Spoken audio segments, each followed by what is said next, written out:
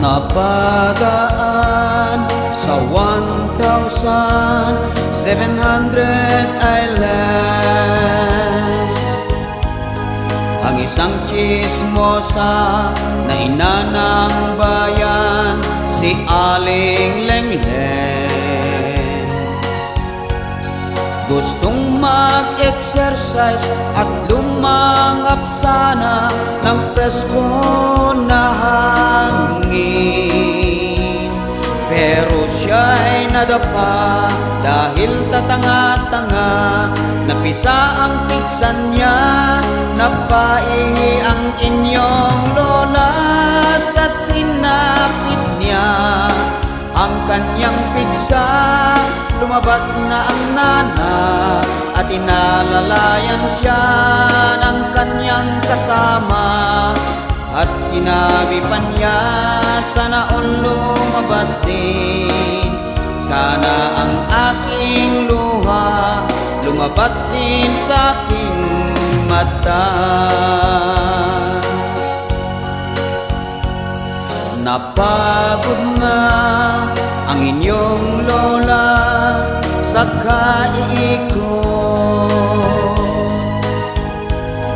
ang kanyang utak ay napagod din at lumulutang na. Pumirit pa si Lengleng at sinubukan niya ang galing sa pag-multiply, pero siya ay sumablay. Humigit 1,000 ang bayad ng bigas.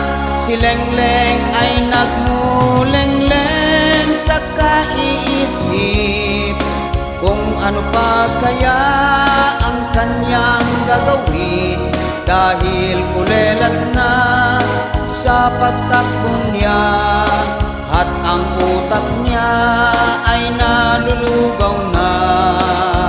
Kaya ngayon si Lengleng tuluyan nang nagmulengleng.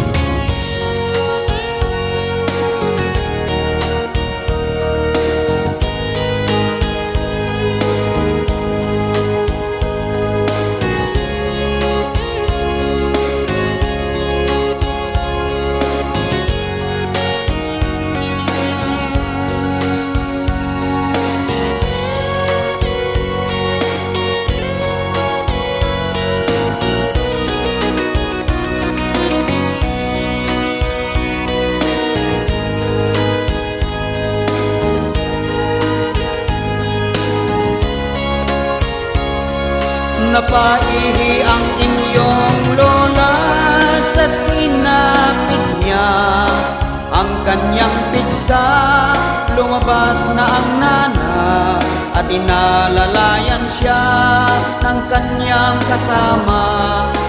At sinabi niya, sana all lumabas din, sana ang aking luha lumabas din sa aking mata.